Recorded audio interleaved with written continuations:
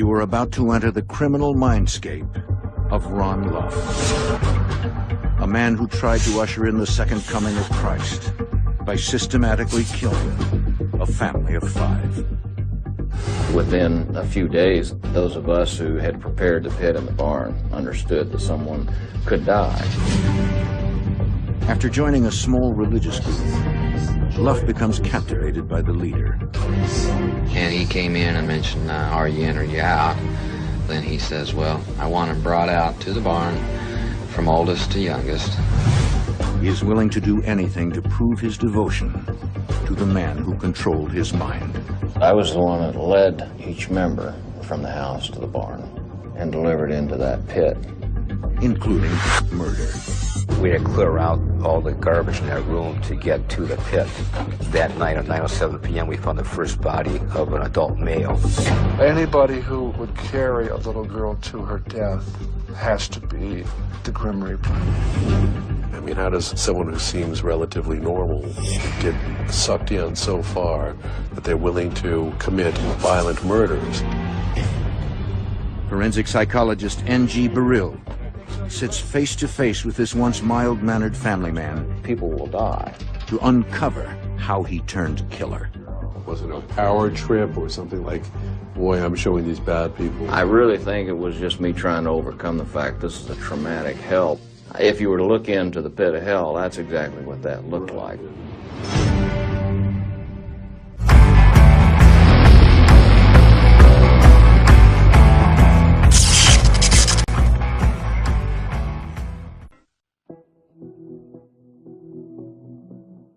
Forensic psychologist N.G. Beryl has built his 2-decade career on probing the minds of some of the nation's most violent criminals.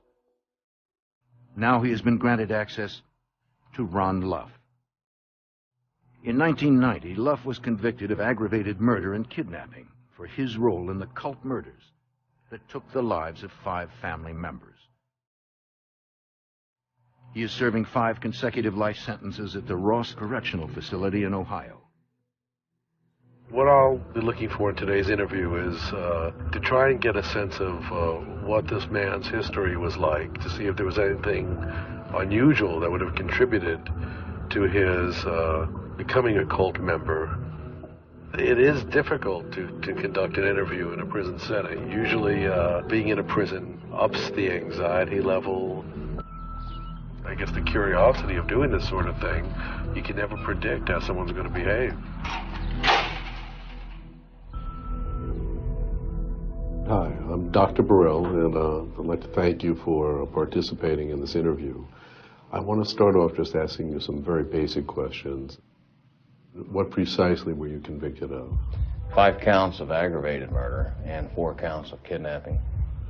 The real question becomes, how did you get to that place? Everyone has vulnerable time in their life, but they're vulnerable to a certain kind of setting. If that setting crosses a path of their life at that vulnerable time, that's a real train wreck. And it's rare that it happens. Right. So you don't spend time going over the past asking, how could I have been so foolish? How could I have been so... I spent the last 20 years doing that.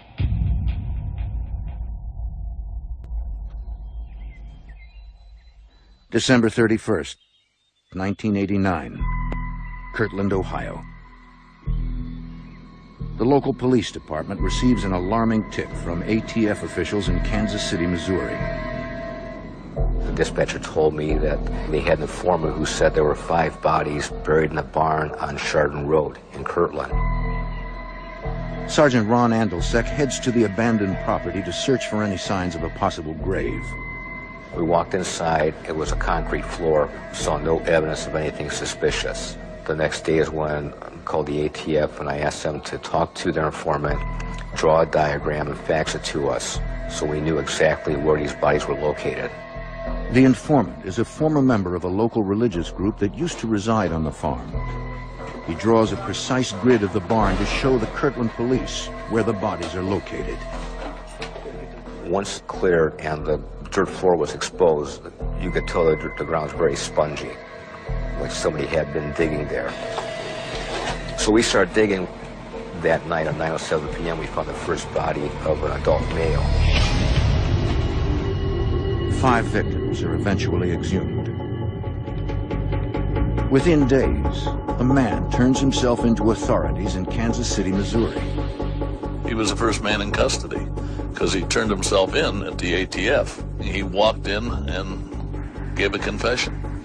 I would ask you to please state your name, spell it. My name is Ronald Luff. That's R-O-N-A-L-D. My last name is Luff, L-U-F-F. Let me ask you now, did you voluntarily come down to our office today? Yes, I did. Did you voluntarily come in to give a statement regarding a matter up in Kirtland, Ohio? Yes. Okay. How does a seemingly normal man turn into a mass murderer? And he came in and mentioned, are you in or you out? And so then he says, well, I want him brought out to the barn from oldest to youngest. What would drive him to aid in the killing of an entire family? And I was the one that brought them out. It's important to interview people like Luff for many reasons. A seemingly normal fellow coming from the Midwest who loves God and country, a married man who, you know, in his young adulthood gets sucked into a cult. Then there's the whole idea of how do you get drawn into a cult anyway? I mean, how does someone who seems relatively normal, you know, get sucked in so far that they're willing to commit violent murders? Maybe it would be easy to go backwards and find out a little bit about your early years when you were a kid. Maybe you can tell me a little bit about the family you were raised in. I was a 5th generation member of a branch of Mormonism known as the Reorganized Latter-day Saints. And so I was really very active. Inside the family, what were things like there? I mean, what was the tone growing up in your house? The tone was pretty oriented around the church. It wasn't a perfect lifestyle. I mean, I know for myself, I fell away from faith a little bit later on in my high school years, and Well, yeah, let me stop you there. You said it wasn't a perfect house. What about living in that house would not have been perfect? My dad was, you know, we didn't really understand each other real well. One thing I saw in my dad was he had a tremendous amount of love, but he didn't always know how to express it real well. There is something in there, maybe even his own temperament, that left him feeling alone, disconnected, and particularly in need of a bigger structure that could give him direction and make him feel part of something. Like a lot of teenagers, Luff begins to rebel and distances himself from the church. I began to drink and act wild. Which is really not consistent with Not what at they all. expected at home. Which really drove a wedge there, you know.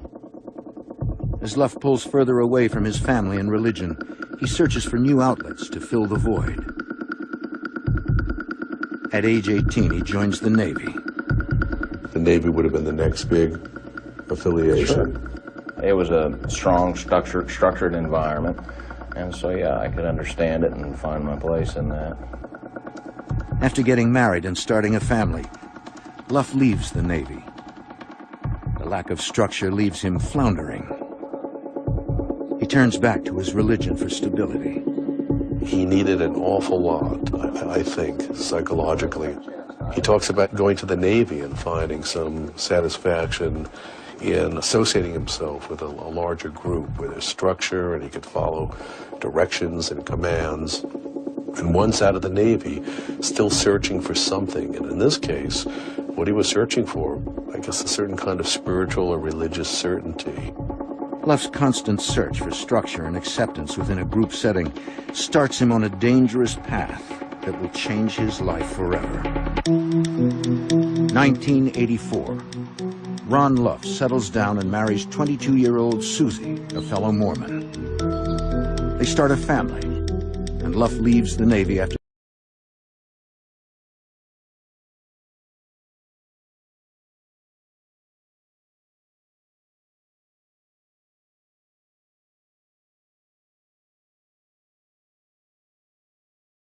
the story take its turn? I mean, so far... Well, the real thing that happened was in April of '84. There had been a world conference for the church. At this particular world conference, they introduced a new direction for the church, and it split the church wide open. Now for me, I was getting out of the military and I was starting a new life, but the church, which was a huge part of my life, was in utter turmoil. Looking for answers, Luff takes a fateful trip with his family to an Ohio town known as a kind of Mecca for Mormons.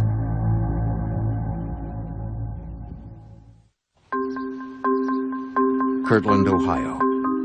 This small farming town hosts hundreds of Mormon tourists annually.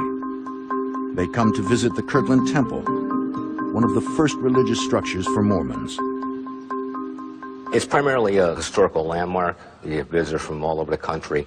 It was built by Joseph Smith and his people back in the 1800s. In the spring of 1987, 27-year-old Ron Luff visits the temple on a pilgrimage with his wife and 2 children. There he meets a local tour guide. Luff becomes enraptured by this man's passion for religion. His name is Jeffrey Lundgren.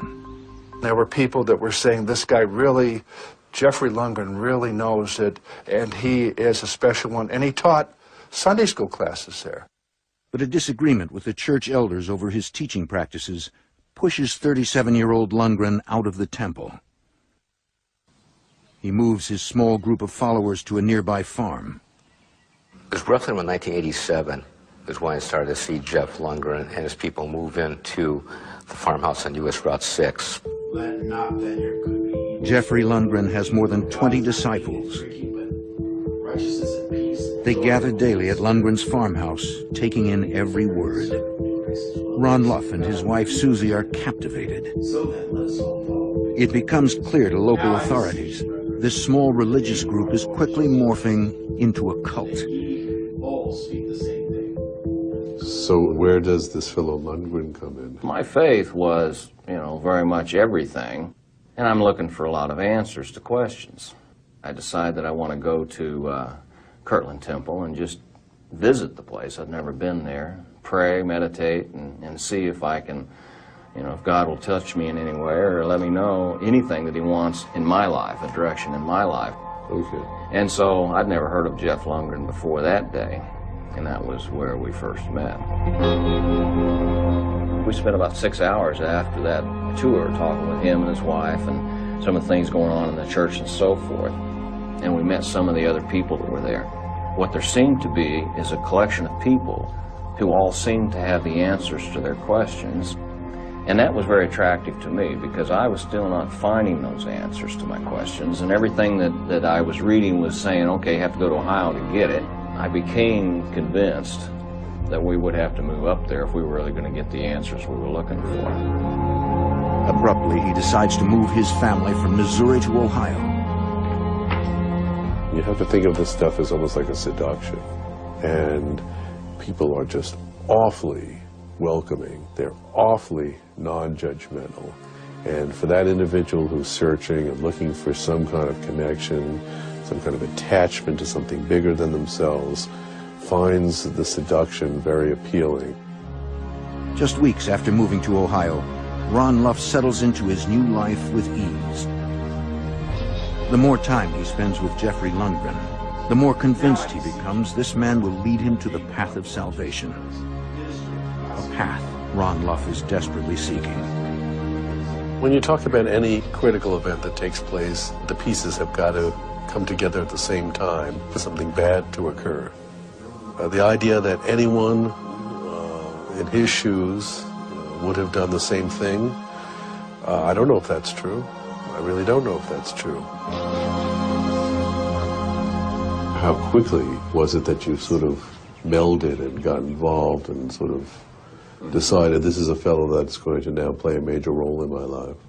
You really have to understand Mormonism and the Book of Mormon specifically, because it prophesies of a choice seer. This choice seer is going to be like Moses, only greater. He will be the final prophet of all time, and he is to establish the New Jerusalem. Luff quickly becomes convinced that Lundgren may be the choice seer predicted in Mormon scripture. That this man may hold the answers he has been seeking for most of his life.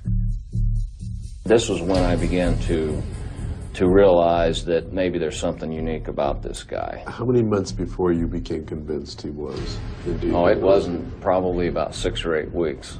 If it's 6 or 8 weeks, you're convinced after moving there that he's got the answer, that he is in fact a prophet, is what you're saying. Sure. By this time, I was convinced that he was the prophet. As Luff quickly immerses himself further into the group, he begins to lose touch with the outside world. His days are dedicated to Lundgren's teachings.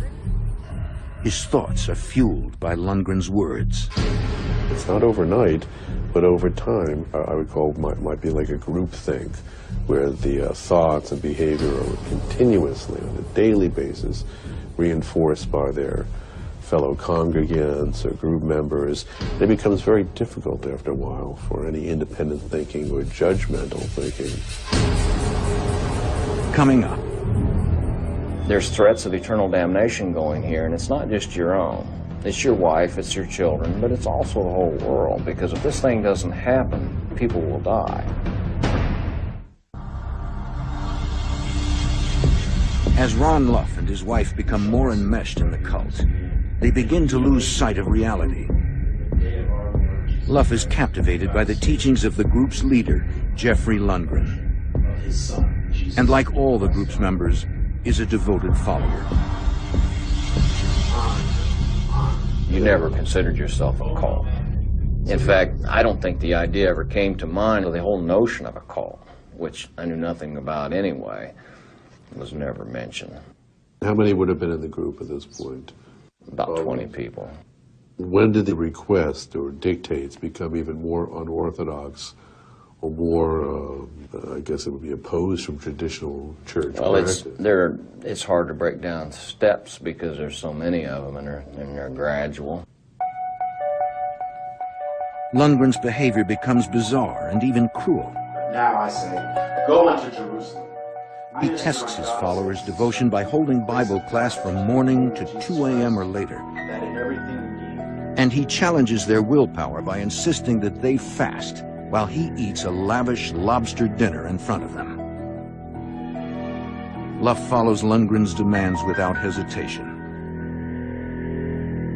Did any part of you ever say to your wife, gee, this is a little weird, I don't know, you know, this fellow's maybe just a flim-flam man, I just don't know. Well, it's like that boiling of a frog slowly. By the time you realize anything, you don't realize it.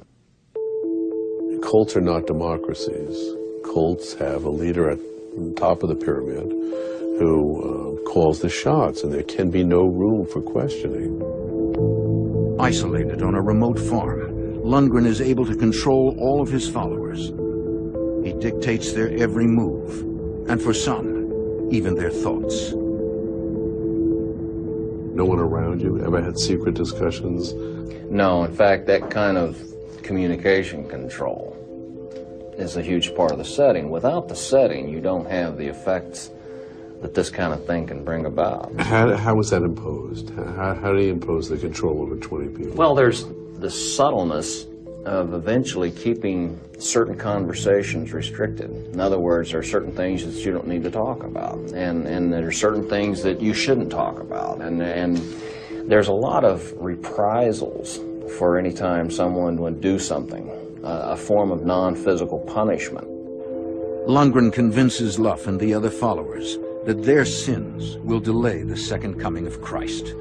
There's threats of eternal damnation going here, and it's not just your own. It's your wife, it's your children, but it's also the whole world, because if this thing doesn't happen, people will die.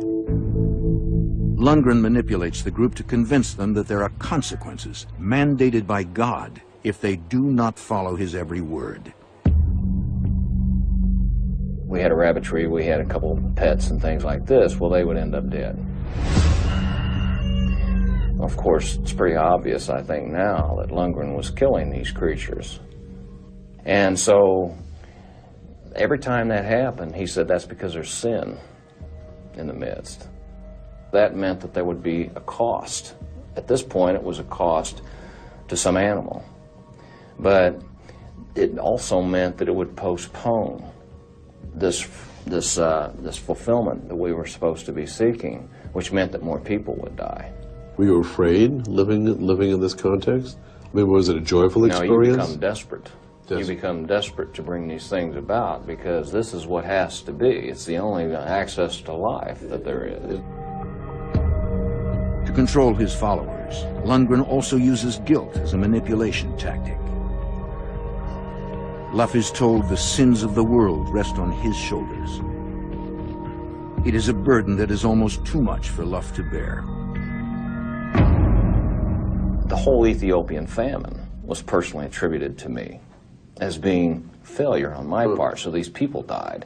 And I remember tears coming out of my eyes, coming out of that class at night, thinking, my God, all these people are dead and it's my fault, you know. And so I felt these things. They were real to me then. So a terrible burden to bear. Oh, this entire famine rests on your shoulders. And the fate of the world. It's a state of dread. You become completely dependent upon the one that's in charge, the prophet. And you have no ability, no capability of your own. And so you're completely relying on him, and it's dreadful because there's nothing that you can do about it. And so you're desperate. And it's as desperate as somebody that's floundering around in the water looking for a breath of air. As Lundgren's control continues to take a dark turn, some group members fear what is to come. One man flees the group and warns authorities that this cult is on a path towards carnage. Curry, who left the group and finally called the FBI, said they were afraid to leave. He was afraid to leave. He was afraid that Jeff had enough information, was powerful enough that he would track him down and kill him for sure. As the FBI begins to monitor the group, Lundgren devises his next test for his followers. He tells them that the second coming of Christ will only occur once the group is free of sin and the wicked are delivered to God for judgment. It is a prophecy that can only be fulfilled through bloodshed. Coming up. But you knew that something bad would happen. But I would say within a few days at least, beforehand, those of us who had prepared the pit in the barn understood that someone could die. Ronald Luff has been a devoted member of a religious cult for 2 years. One day, leader Jeffrey Lundgren approaches Luff with a plan that epitomizes all the control he holds over Luff and the evil of which he is capable. It revolves around a family named Avery, who are fellow group members. The Avery family had been part of the group early on. They had lived up there before we moved up. And he had basically emptied them of everything that they had. When they moved up, they had money and it was his. They had a second car and he got one car and left them the one that didn't run. And when it got to the point where he had basically used them in every way, then he had no use for them. They were seen as unwelcome. And so he looked at me. We were working out together. It was just the two of us out in the barn. And he says, I just want you to know one thing. We're not bringing friends this time. Lundgren approaches Luff and tells him to dig a large pit in the barn. It is another command Luff follows without question. You knew that something bad would happen. But I would say within a few days at least beforehand, we certainly, those of us who had prepared the pit in the barn understood that someone could die.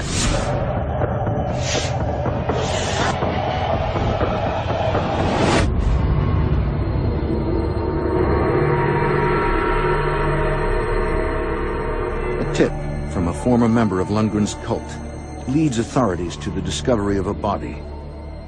The body is found underneath an abandoned barn on the farm where Lundgren's cult used to reside. Experts are quickly brought in from departments across the county to aid in the excavation and search for clues. I sat down with them before we started this and said, what do we know? And the main part they knew is that they had been bound with duct tape.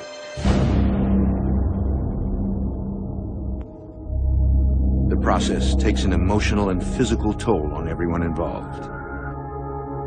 They had deteriorated badly enough that we just used white sheets from the ambulances and carefully brought them up so they remained intact as best as possible for the coroner to examine later on. I went home and I burned the clothing I was wearing because it stunk so bad. And I cleaned out the inside of my nose with alcohol because the odor is there. The taste of death is really there. It's not your imagination.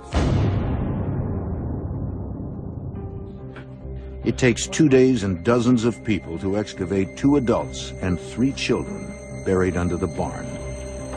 All 5 victims are found bound with duct tape and shot several times. During the excavation, police estimate the youngest victim to be 6 years old. There were 3 little kids, golly, that it's so tragic and bad. It's 2 generations wiped out because that's the human part of it. Anybody who would carry a little girl to her death has to be the Grim Reaper. Police quickly identify the victims as the Avery family. They are also members of Lundgren's group. I don't see how it could be much worse when you're talking about the murder of 5 family members, including 3 children. I don't see how it could be much more atrocious, much worse, much more violent. As Kirtland investigators begin the search for suspects, they receive a surprising phone call. Ronald Luff has turned himself in to authorities. He informs them that Lundgren's cult is responsible for the killings. A suspect in another murder case tonight, Jeffrey Lundgren, the leader of a fanatic religious group. Tonight, he and 4 of his followers are wanted by police. Luff also professes to be a leading figure in the murder of the Avery family. I want to reiterate that you have the right to stop this questioning at any time. Do you understand that? Yes, I do. He makes his confession after hearing about the discovery of the Avery's bodies. The statement that you gave us previously regarding your association with Mr. Jeff Lundgren and others, was that statement done voluntarily, without any threat or intimidation? Completely voluntarily. He provides authorities with a detailed account of the murders, as well as the motive behind their deaths. The whole reason for the Avery homicides was that they had to, what they called, quench the fire of God, make it a refiner's fire. And basically, Jeff determined through his interpretation that 5 had to be killed. Lundgren convinced his followers the second coming of Christ would only be possible through human sacrifice. Earlier you mentioned about feeding the fire. To put it into a simple explanation was that God's wrath must go out when there's wickedness, and there's always wickedness, and his wrath goes out. But what produces the fire is that you send the wicked before him, as before his altar, so to speak, or the judgment bar. How would he get rid of the wicked? He would kill them. Coming up. I placed them down in, and then I walked away. So you literally walked away. You didn't watch them get shot. No. Did you hear them scream? No. Trina said, "Ouch." You heard that? Yeah. April 17th, 1989. The Avery family, along with several other cult members, have dinner on the farm. It is not a typical night. Ron Luff knows Lundgren is preparing a test for the evening. He knows it will involve the Avery family, and that their lives hang in the balance. In fact, what I said before about no communication even within the group, you've cut off ties from the outside world, but you don't even talk about most things within the group. Now, this form of isolation is just, it's hard to imagine, but there are certain things you don't talk about, there are certain things you don't think. It was called supposing of yourself. For example, the night that the Averys, when I brought them out in the barn one at a time. Now, I didn't know what would happen with them. At all? I had every reason to believe, but what I'm saying is at any time he could have offered grace. And it wasn't for me to think that he wouldn't. You understand the difference? Right, but I understand that in essence, once the die was cast and the hole was dug. But these people, you have let go of these people. That's right. All right. There was no gut instinct or reflex or something that predated your involvement in this group. I wish there had been. To me, it was like going into Jericho. You know, it was terrible carnage that day, but it was something that was commanded, and so that's what had to be done.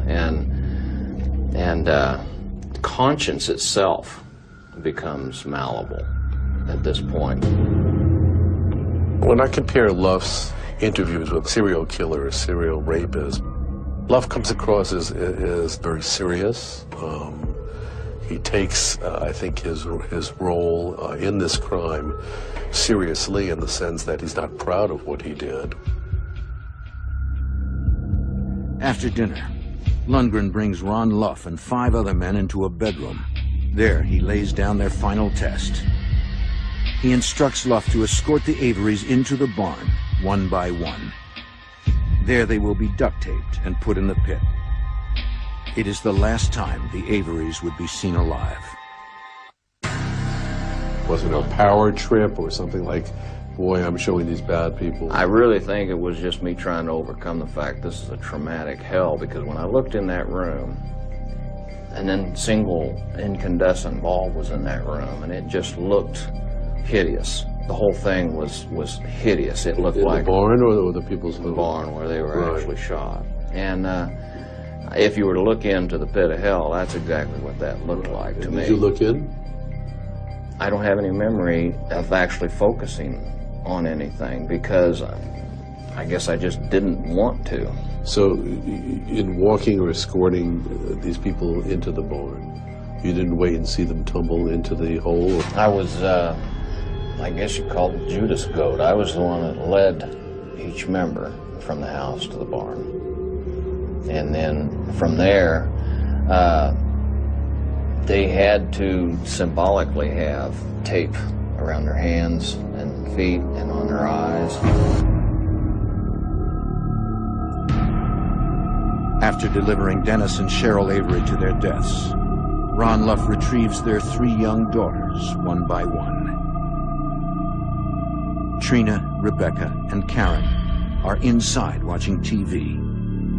To coax them to the barn, he tells them they are going to see the horses. He gives the youngest daughter, Karen, a piggyback ride. Now, the Avery children didn't ever understand when this was just a game to them. It wasn't intended to be fearful, but Cheryl seemed to fear it. But Dennis definitely did. He felt that he was, I guess, supposed to know that this was going to be bad, whatever it was going to be. And but each person had to be prepared the same way and delivered into that pit. I placed them down in, and then I walked away. So you literally walked away. You didn't watch them get shot. No. Did you hear them scream? No. Trina said, "Ouch." I don't imagine that there was an awful lot of ambivalence. I think he felt that Lundgren had sized up the situation probably accurately, and that he was proud and able to participate in this thing as he was asked to do, being a loyal member of this cult. After Lundgren delivers the final shot, he leaves Ron Luff and the other men to cover up the crime. Did you assist in burying the bodies? Yeah. All right. So you confronted the actual corpses. You saw them? While we were covering the bodies, I don't recall ever really looking in. I don't think I really wanted to. I think that was sort of a, just didn't want to, and I didn't. And I have vague images of the pit, but I didn't really focus on that. Immediately after the murders, the cult leaves the farm and roams the country for the next few months. Slowly, the members disband, and Luff returns to Missouri. His role in the murders starts to weigh on him.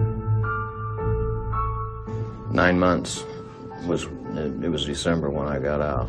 You got out how? Just remind me. Well, by this time we had been moved back to Missouri, and that's where he lost control of the group. It was unavoidable to have contact with outside again. Did you review your own complicity in the crime at that point? Were you able to say to yourself? Well, I began to doubt whether or not I could continue any farther, and because God had gotten too ugly, just plain too ugly to follow anymore. That grew eventually into serious doubts about whether or not what we did was right, and then eventually to a conviction that it was wrong. Luff's growing realization that he participated in a terrible crime prompts him to turn himself into authorities. It is a step that initiates the end of Jeffrey Lundgren's cult.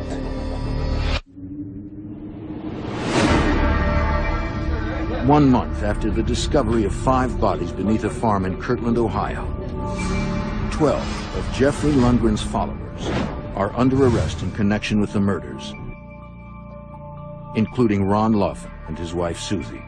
The 39-year-old leader of a religious cult is under arrest in California. He is likely to be returned to Ohio, where he is charged with killing a family of 5.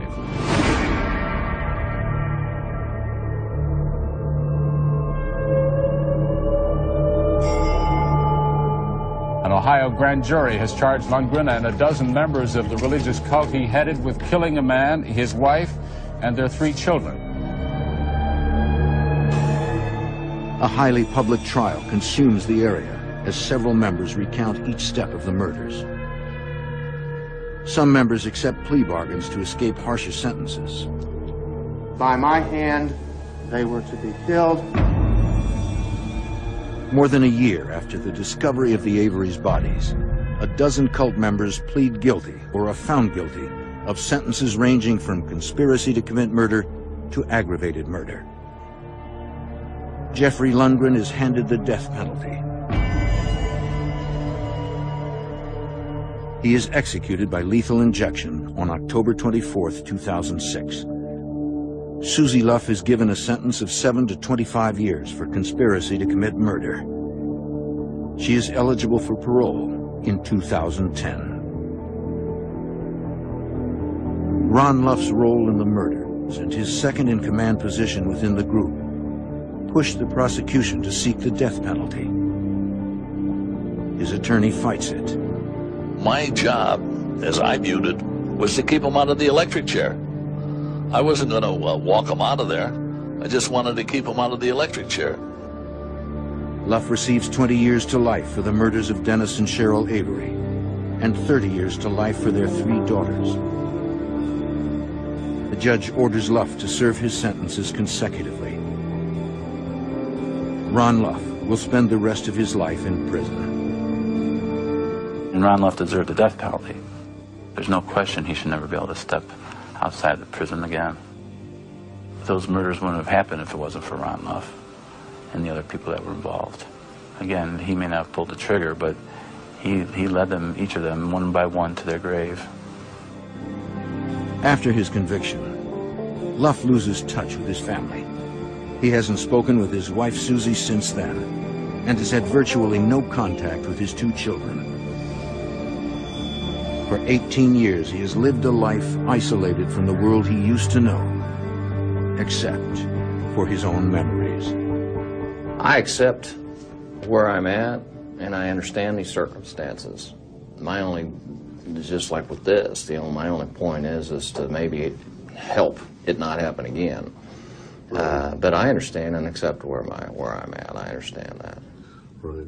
I have a hard time admitting enmity because I never desired the Averys' deaths. I never planned their death, and I never physically caused their death. But I'm responsible because I participated in their death. Right. And so, yeah, I mean, and part of me says yes, and part of me says, well, yes, but, and So you don't feel as guilty as Lundgren, where you believe Lundgren to be? I mean, the fellow that pulled the trigger. I think that he had a desire to take human life, and he found a way to act it out.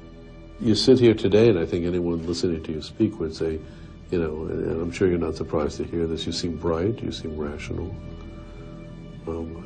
How in the world? Well, you can recover. Is that how you view this, as a recovery from what? A recovery from, well, I mean, you can say a nightmare, but these settings can happen. People's lives can get grossly manipulated, and I think that the best defense we can have is the realization that we do have those vulnerabilities. We may not know what they are. We should at least recognize that we do have those and always question and never allow ourselves into a setting where those questions are not allowed. Always keep the windows open for a little air cross flow, you know. Always make sure that the exchange of ideas can be voiced.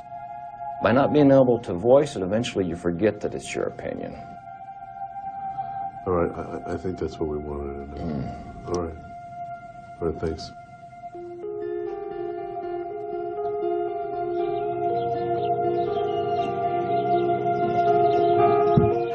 You know, he conducted himself in a rather quiet, respectful manner. He was willing to answer almost anything. Until you're sitting in a room across from someone, you know, you really don't know how they're going to express themselves. People will die. In talking to Luff about his early years, and I don't want to make it too simplistic, but, you know, this guy has always been looking for a father. And in that sense, we have a little bit of a clue psychologically as to how he would have been drawn into this kind of a cult. I was concerned with who these witnesses would be. The ability to think that through and to make good decisions, rational decisions, seems to have evaporated. It was almost operating almost like a robot, if you will, or like a zombie. I think he recognizes that he really got drawn in. He was sucked in hook, line, and sinker, and as a consequence committed, you know, cold-blooded murder. I think that's something that he finds difficult to live with. And you see, you know, in talking about the kids, for example, that it still weighs heavily on him. It seems that there is some memory for what occurred there. He was not unconscious. But I would probably make the psychological argument that he was not fully conscious either. There was a dissociation, and I think it's not shocking at the end of the day that it's even possible some 20 years later he still may be startled by a memory that gets kind of shook loose. In fact, he whispered, sort of when the cameras weren't rolling, I'm not going to sleep for a couple of weeks now. And I believe that that may be the case. I think it stirs up things that this guy just can't control very well.